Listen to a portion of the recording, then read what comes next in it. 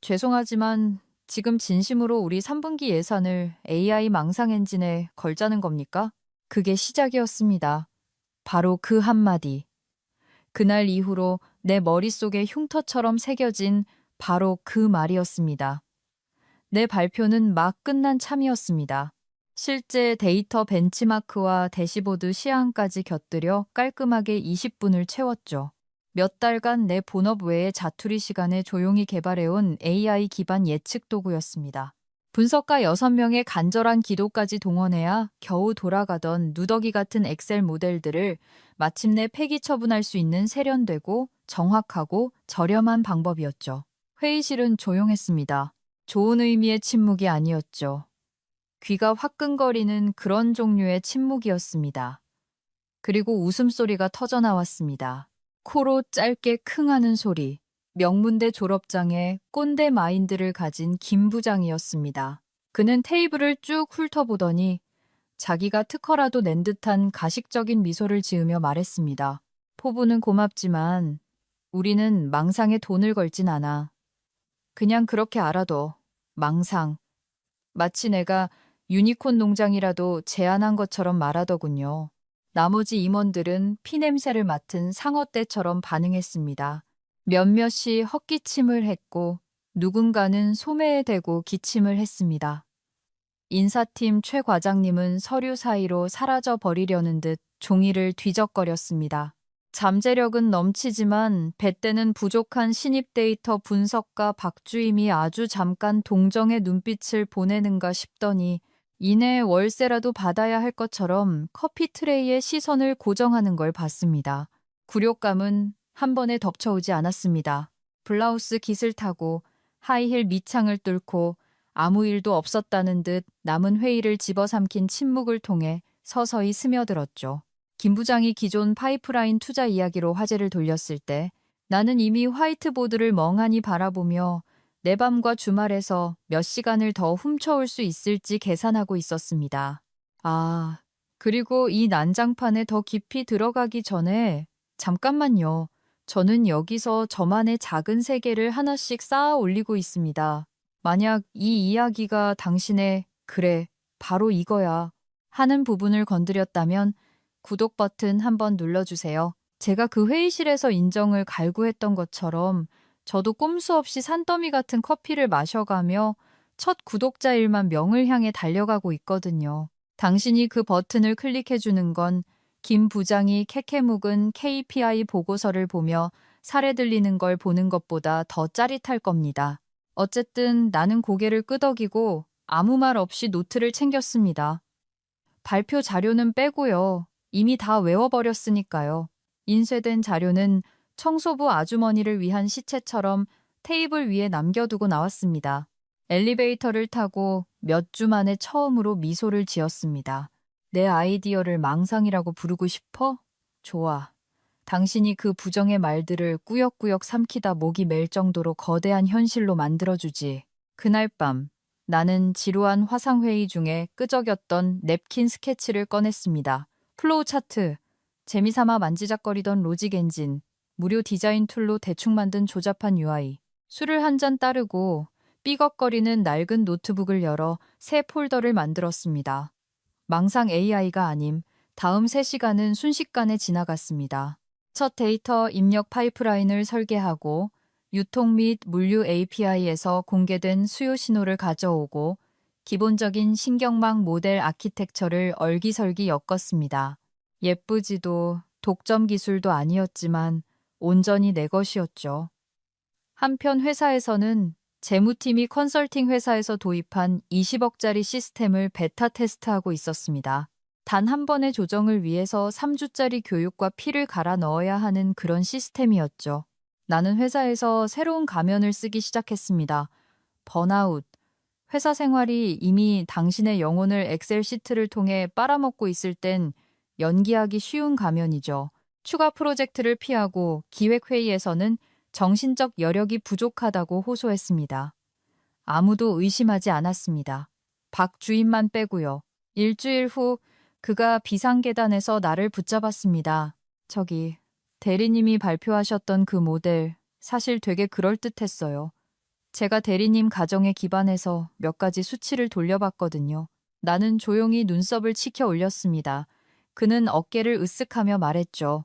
혹시라도 나중에 뭐랄까 업무 시간 외에 스트레스 테스트 같은 거 해볼 사람 필요하시면.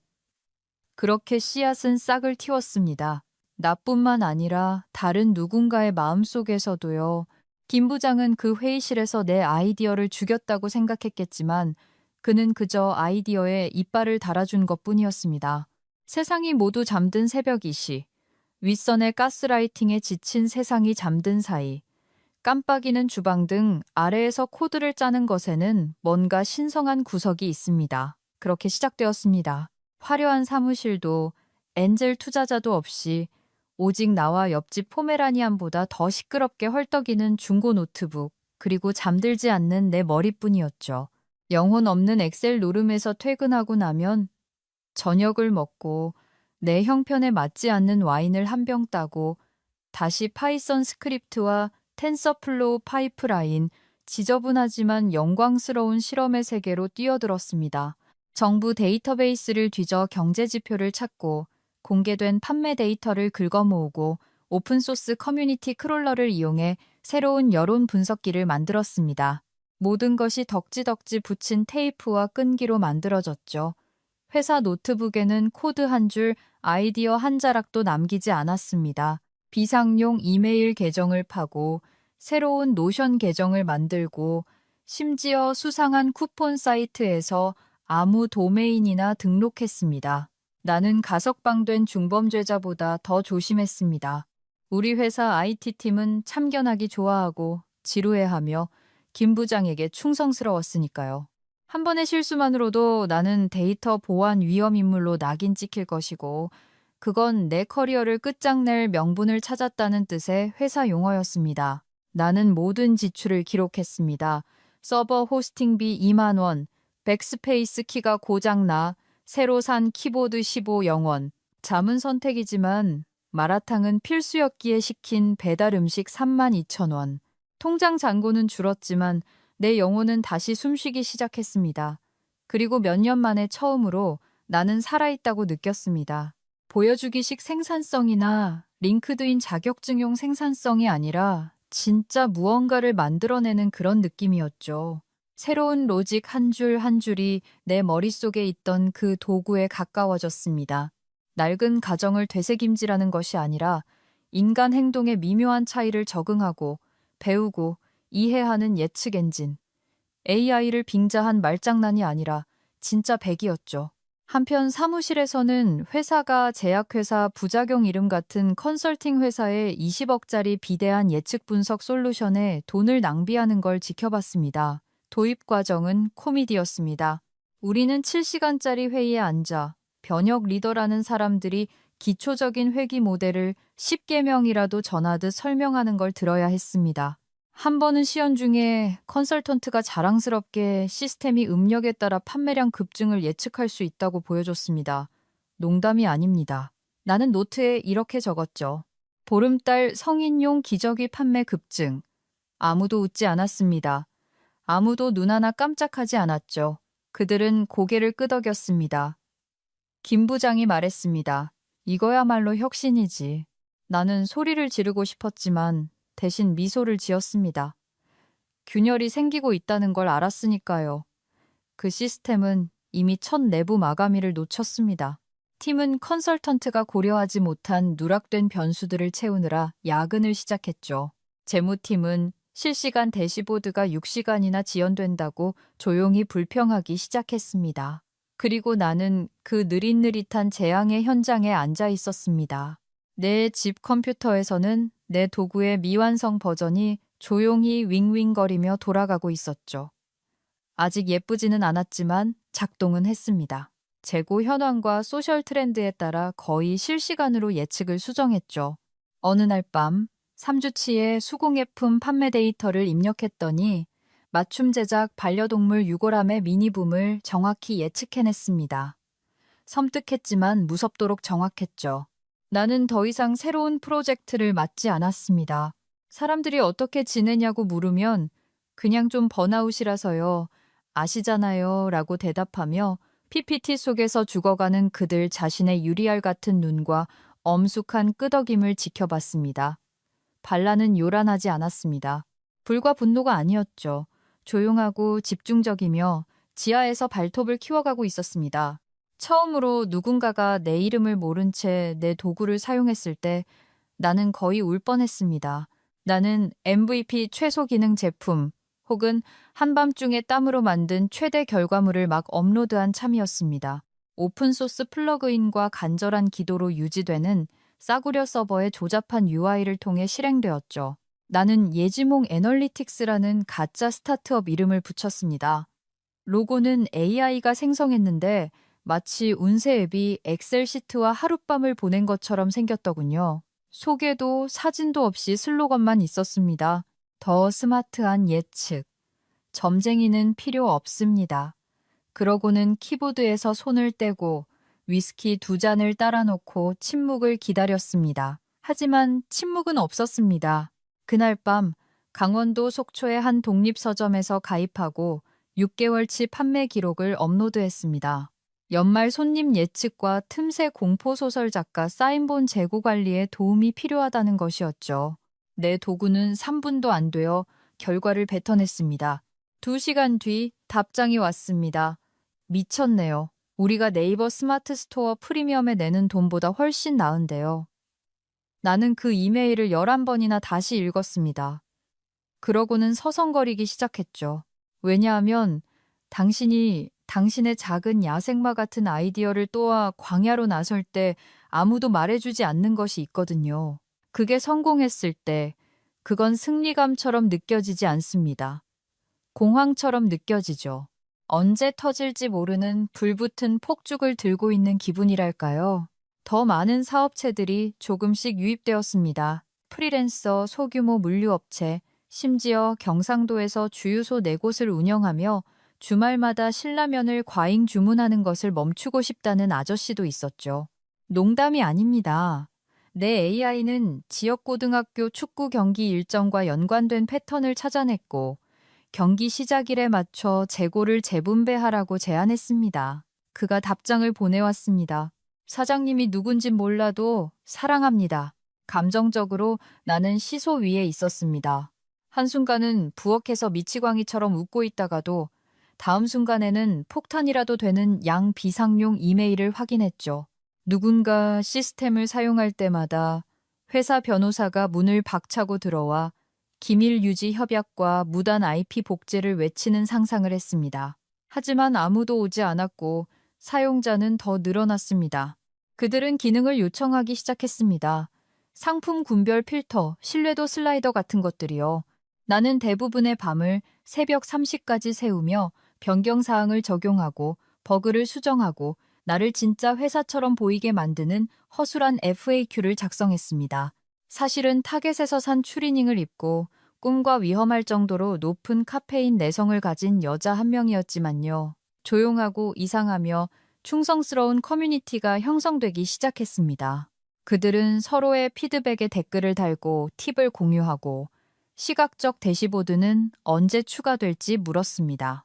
나는 2018년 이후로 업데이트되지 않은 플러그인으로 만든 작은 포럼에서 이 모든 것을 지켜봤습니다. 내 안에 가면 증후군이 다시 고개를 들려 했지만 데이터는 거짓말을 하지 않았습니다.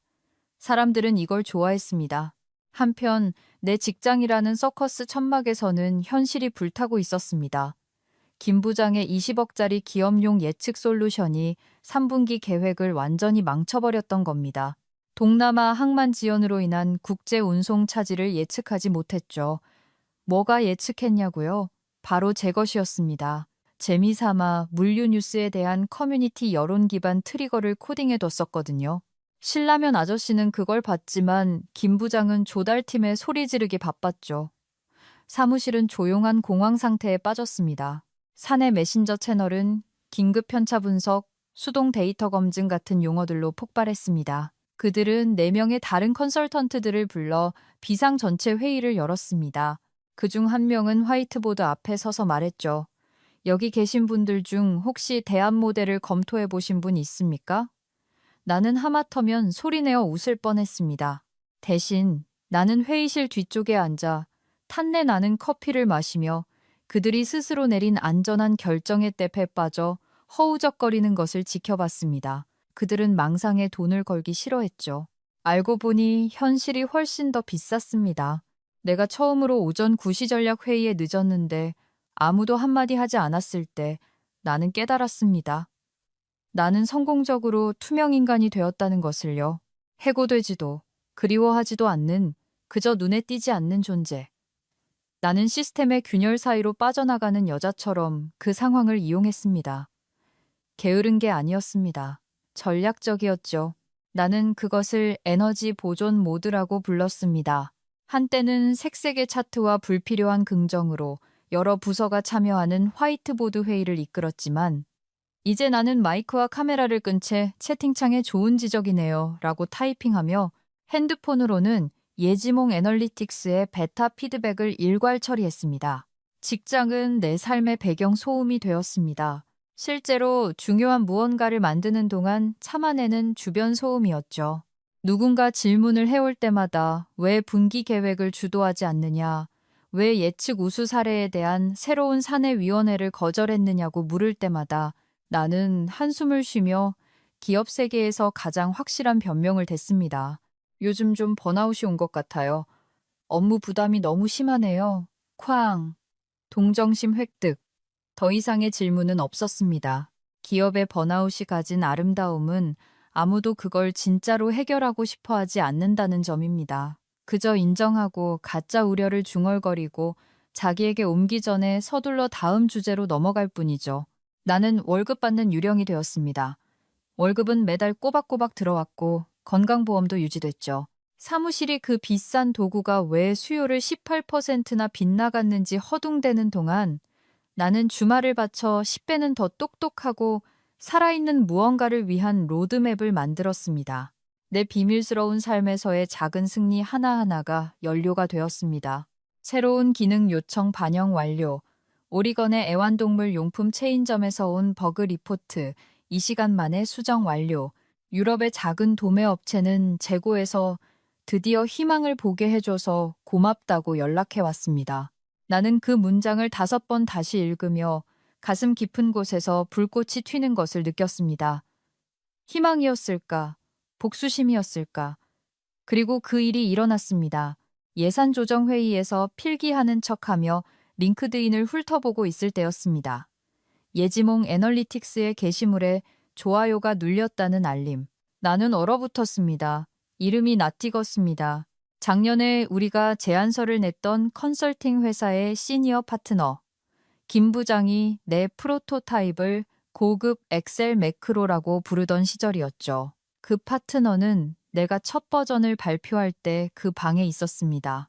그녀는 강렬한 오렌지색 재킷을 입고 있었고 방 안에 누구도 이해하지 못했던 단 하나의 질문을 던졌었죠.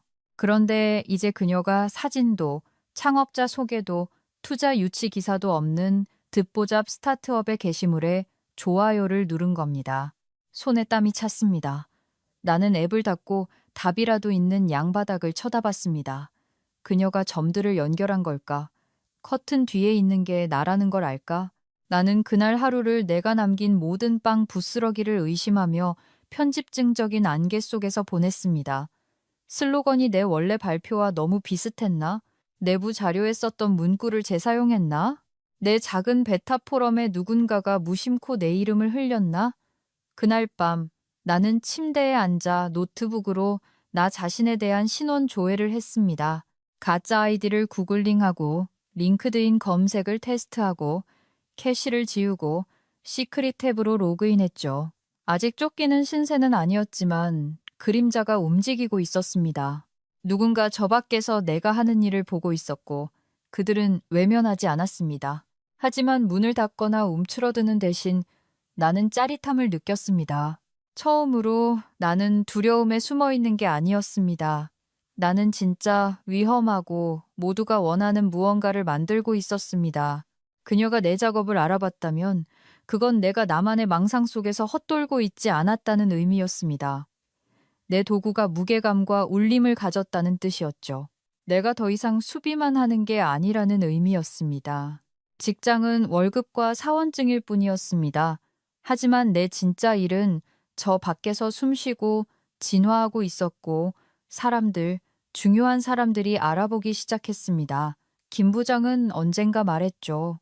게임을 거의 바꿀 뻔한 사람은 아무도 기억하지 않아. 재밌는 건 그가 옳았다는 겁니다. 원래는 조용한 무엇이든 물어보세요. AMA가 될 예정이었습니다. 나는 스타트업 커뮤니티 게시판에 가계정으로 글을 올렸습니다. 소상공인을 위한 틈새 예측 도구를 만들었습니다. 무엇이든 물어보세요. 같은 무해한 제목이었죠. 개인정보도 나로 연결되는 링크도 없이 그저 그래프 스크린샷 몇 개와 정리된 지표, 그리고 사용 기술에 대한 모호한 언급뿐이었습니다. 게시물이 바이럴되지는 않았지만 딱 맞는 분야에서 불이 붙었습니다. 1인 창업가, 부티크 소매업자, 심지어 전직 쿠팡 물류 분석가로부터 댓글이 쏟아졌습니다.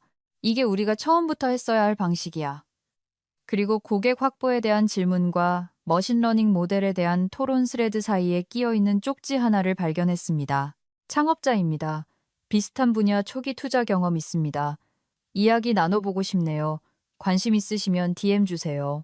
나는 그 문장을 환각이라도 되는 양 쳐다봤습니다. 사라지지 않았는지 확인하기 위해 페이지를 2번이나 새로 고침했죠.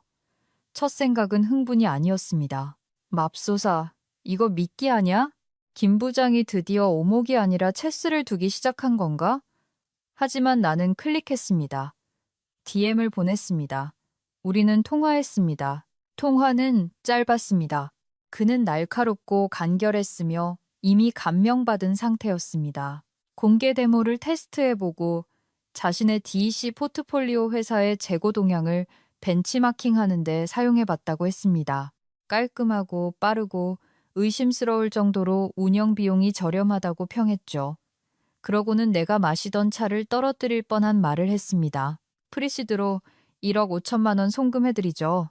조건도 이사회 자리도 필요 없습니다. 그냥 조건부 지분 인수계약 세이프로 제가 초기에 들어가는 거죠. 당신 물건은 진짜예요. 나는 미소 지었고 곧바로 공황에 빠졌습니다. 먼지 쌓인 서랍에서 고용 계약서를 꺼내 인질 협상 중인 변호사처럼 읽기 시작했습니다. 내 기밀 유지 협약이 외부 프로젝트도 포함하나? 애매하게는. 회사 자원을 이용해 만든 발명품에 대한 조항이 있나? 있었지만 나는 1바이트도 쓰지 않았다. 이해상충을 주장할 수 있나? 그들이 안다면 가능하겠지만 그들은 몰랐다. 왜냐하면 나는 유령 번아웃 상태의 팀 회의에서 논란의 여지 없는 말을 하고 항상 스트레스볼을 곁에 두는 믿음직한 그림자였으니까. 나는 SAF 계약서에 서명하고 그날 밤 법인 등기를 마쳤습니다. 새 회사 이름으로 우편 사서함을 빌리고 커뮤니티에서 만난 파트타임 개발자를 고용했습니다. 강원도 어디선가 일하는 천재였는데 스톡 옵션으로 일했고 내 코드가 1인 창업자 치고는 놀랍도록 깔끔하다고 말해줬죠.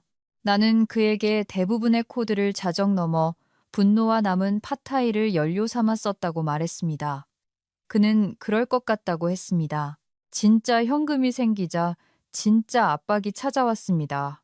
우리는 더 나은 인프라로 이전하고 트래픽에 터져버릴 것 같던 수상한 호스팅을 교체하고 베타 출시 계획을 세우기 시작했습니다.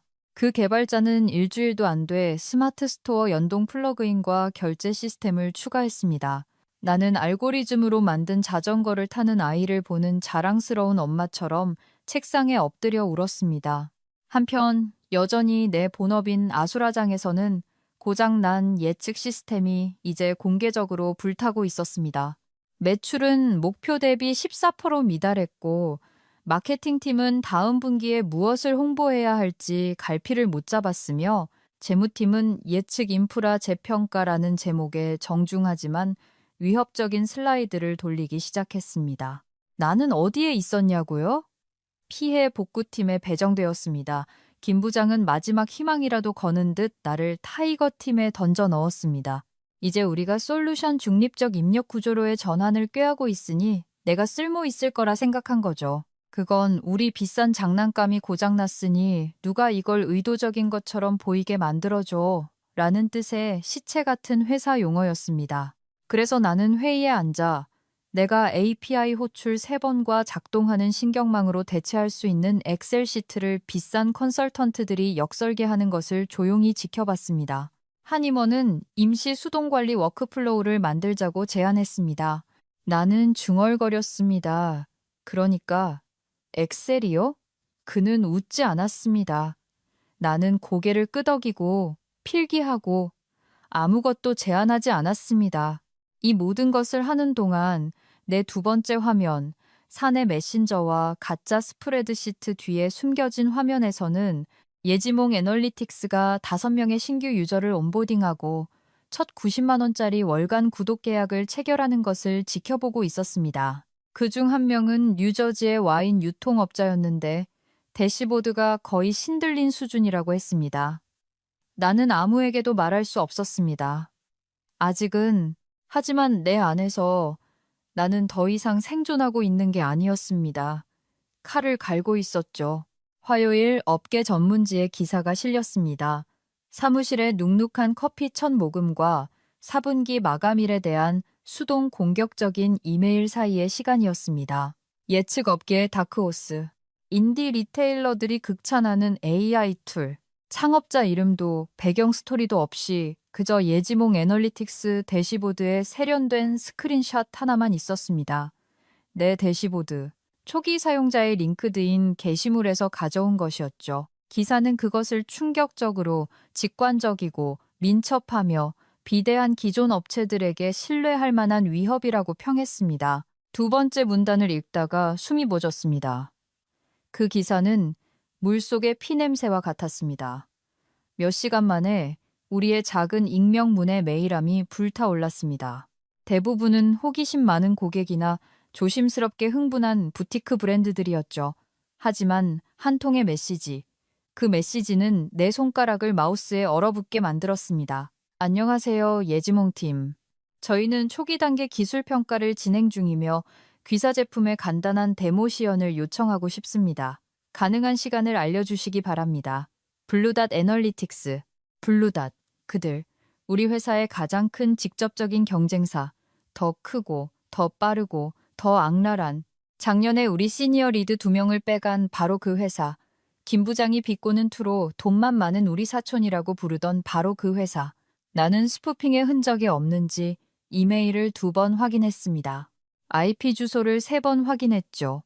진짜였습니다. 내 창자가 짜낸 수건처럼 뒤틀렸습니다. 왜냐하면 이게 바로 그거였으니까요. 이건 더 이상 베타 유저나 커뮤니티 괴짜들의 놀이가 아니었습니다. 이건 전쟁터였습니다. 그런데 나는 갑옷도 입고 있지 않았죠. 나는 여전히 내 본업에서 사내 브랜드 통일성 자료 따위에 신경 쓰는 척하고 있었습니다.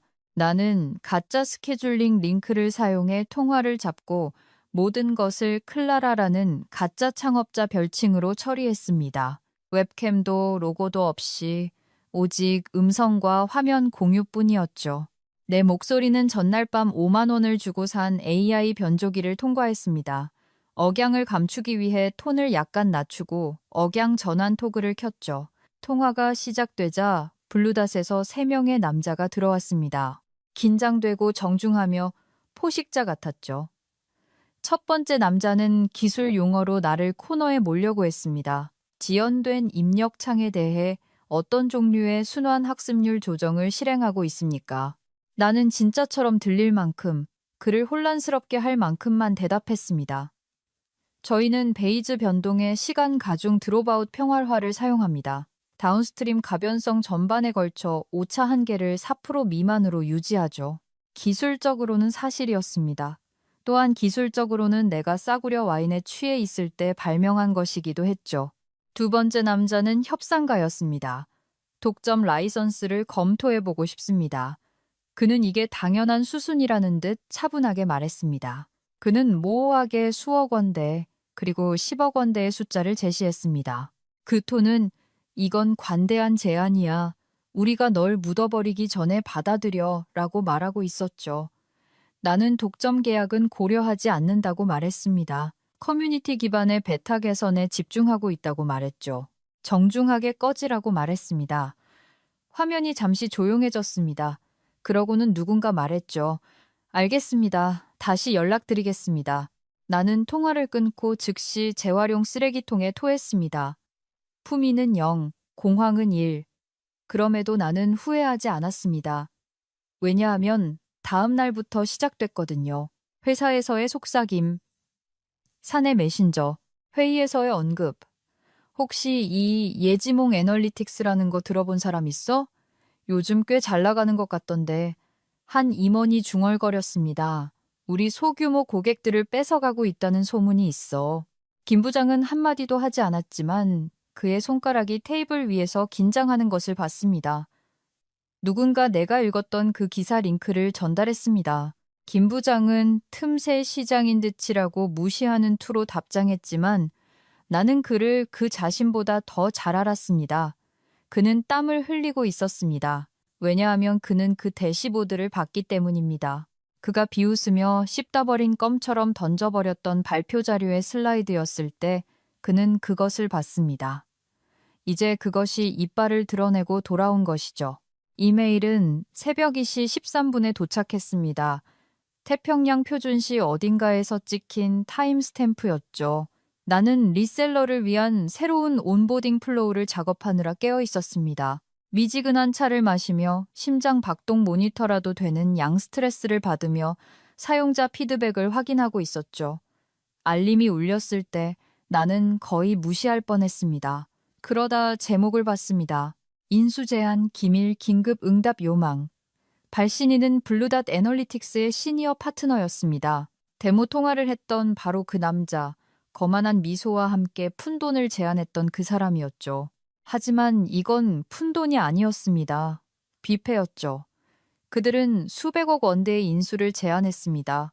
완전 인수, 깔끔한 지분 전환, 3년에 걸친 창업자 성과 보상 조항, 귀사의 선호에 따라 공개 발표 여부 결정 가능, 그리고 법률 용어 사이에 끼워져 있던 한 줄. 신속하게 진행할 준비가 되어 있습니다. 본 제안은 96시간 후 만료됩니다. 나는 화면을 깜빡이며 얼어붙어 있었습니다. 커서는 카운트다운처럼 깜빡였죠. 수백억. 그 숫자는 내 꿈속에서나 불가능이라는 단어 옆에 웅크리고 살던 숫자였습니다. 이제 그것은 그냥 거기에 평범하고 계산되고 현실적으로 존재했습니다. 나는 일어나서 원을 그리며 돌았고 고장난 기도문처럼 욕설을 대여섯 번 중얼거렸습니다. 제안을 다시 확인하고 또 확인하고 새벽 2시 24분에 내 스타트업 변호사에게 이메일을 보냈습니다. 제목은 지금 당장 얘기 좀 해야 합니다. 그는 10분 안에 전화했습니다. 반쯤 잠들어 있었지만 조건을 보자마자 정신이 번쩍 든 목소리였죠. 세상에, 그가 중얼거렸습니다. 이게 성사되면 당신이. 네, 내가 말했습니다. 하지만 동시에 알아요. 감정적으로 나는 기쁘지 않았습니다. 두렵지도 않았죠. 나는 멍했습니다. 현실이 현실처럼 느껴지지 않고 모든 것이 아주 조용해지는 그런 종류의 멍함. 마치 스스로 만든 태풍의 눈 한가운데 서 있는 것처럼요. 하지만 나는 즉시 서명하지 않았습니다. 협상했죠. 성과 보상 조항에서 몇몇 독소 조항을 쳐냈습니다. 지분 전환을 더 깔끔하게 만들었습니다. 내 파트타임 개발자 2명을 인수 후에도 계속 고용하는 부수 계약을 확보했습니다. 나는 그들이 보살핌 받기를 원했습니다. 그들이 이걸 만드는 데 도움을 줬으니까요. 이상한 애니메이션 아바타를 가진 강원도의 그 친구까지도요. 그리고 마침내 계약서에 서명이 완료되고 자금이 에스크로 계좌에 입금되고 홍보팀이 발표문 초안을 작성했을 때 나는 한 줄을 추가했습니다. 창업자, 내 이름. 숨어야 할 시간은 끝났으니까요. 보도자료는 월요일 오전 10시 2분에 나갔습니다. 10시 6분까지 나는 3통의 음성 메시지, 14개의 메신저 알림, 그리고 긴급 표시가 붙은 회의 초대를 받았습니다. 긴급 임원 회의 오전 11시. 나는 아직 기술적으로 나흘 더 직원이었습니다. 내가 걸어 들어갔을 때 회의실은 꽉 차 있었습니다. 모든 시선이 내게 쏠렸죠. 김 부장은 이미 그곳에 있었습니다. 연보라색 셔츠 너머로 식은땀을 흘리며 공황 상태에 빠진 남자처럼 깃을 열어젖히고 있었죠. CEO는 내가 들어섰을 때 쳐다보지도 않았습니다. 그는 그저 발표문 인쇄본을 넘기다가 테이블 건너편의 김 부장을 힐끗 쳐다봤습니다. 이걸 거절했다고? 김 부장은 말을 하려 했지만 입만 벙긋거리고 손을 꼼지락거릴 뿐 아무 말도 나오지 않았습니다. 자신이 한때 망상이라 불렀던 것에 의해 자신의 유산이 불도저에 밀리는 것을 지켜보는 헤드라이트 불빛에 굳어버린 사슴 같은 모습이었죠. 나는 앉지 않았습니다. 그럴 필요가 없었죠. 나는 그곳에 차분하고 침착하며 목적의식으로 가득 차 서 있었습니다. 그리고 오직 이렇게 말했습니다. 제 급여일은 나흘 남았습니다. 그 시간을 어떻게 사용하길 원하시는지 알려주세요. 그리고 나는 걸어 나왔습니다. 내 자리로도, 내 낡은 책상으로도 아닌 엘리베이터로, 내 자신의 사무실로, 내 새로운 삶으로, 김 부장이 불가능하다고 말했던 바로 그 삶으로요. 내가 다시 그 회의실에 들어갔을 때 나는 직원이 아니었습니다. 손님도 아니었죠. 나는 예지몽 애널리틱스의 창업자였습니다. 이제 블루닷 애널리틱스의 완전 자회사로 1,000억 원에 가까운 가치를 평가받았고 보도자료에는 내 이름이 굵게 박혀 있었으며 내가 승진을 위해 온 것이 아님을 분명히 하는 계약서 뭉치를 들고 있었습니다. 내가 이겼기 때문에 온 것이었죠. 회의실은 내가 기억하던 것보다 더 차갑고 더 무미건조했습니다. 어쩌면 그건 소유당하는 것과 책임지는 것의 차이였을지도 모르죠. 김 부장은 이미 앉아 있었습니다. 넥타이는 삐뚤어져 있었고 월요일 이후로 잠을 못 잔 사람처럼 손가락을 까딱거리고 있었죠. 한때 내 프로토타입을 비웃었던 바로 그 남자가 이제는 바닥이 자기를 삼켜버리기라도 할 것처럼 노려보고 있었습니다. 나는 그에게 분노를 느끼지 않았습니다. 거의 아무것도 느끼지 않았죠. 그저 명료한 뿐이었습니다. 그가 입을 열었습니다. 아마도 자신의 남은 자존심을 어떻게든 재구성하고 방향을 틀고 구제하려는 필사적인 시도였을 겁니다. 하지만 CEO는 그가 숨을 들이쉬게 놔두지도 않았습니다. 하지마. CEO가 날카롭게 말했습니다. 단 한마디 완벽한 단두대였습니다. 모두가 나를 돌아봤고 나는 섰습니다. 발표 자료도 재킷도 무언가를 증명할 필요도 없이 기름진 식당 부스에서 첫 번째 쓸만한 프로토타입을 코딩하던 밤에 입었던 검은 터틀넥과 청바지 차림의 나 자신뿐이었죠. CEO는 마른 소리를 내며 폴더를 닫았습니다. 우리가 거절한 망상이 또 얼마나 많았을까? 그는 허공에 대고 물었습니다. 특정인을 향한 것이 아니었죠. 아마도 자기 자신에게 혹은 관료주의 아래 묻혔던 모든 좋은 아이디어의 유령들에게 물었을 겁니다. 아무도 대답하지 않았습니다. 나는 미소 지었습니다. 거만한 미소가 아니었습니다. 몇 년간 물속에 있다가 마침내 맑은 공기를 한 모금 마셨을 때 짓는 그런 미소였죠. 나는 그 긴 테이블을 마지막으로 한번 둘러봤습니다. 구석의 가짜 화분, 아무도 제대로 씻지 않는 물병에 맺힌 미지근한 커피 물방울들, 퇴직금은 감사했습니다.